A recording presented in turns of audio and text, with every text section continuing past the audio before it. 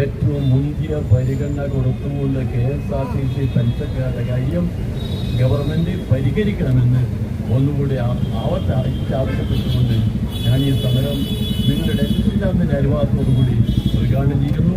ഇനിയും നമ്മൾ കാണുന്നതിനും മറ്റ് കാര്യങ്ങൾ പറയാം. ഇന്നെനിക്കൊരു സ്വഭയുണ്ട്, അതുകൊണ്ടാണ് ഞാൻ ഇങ്ങനെ ഉറച്ചു പറയുന്നത്.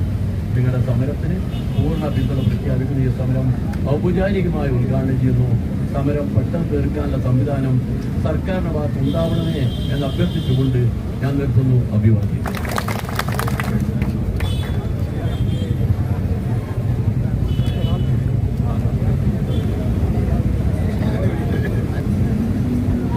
Where are they?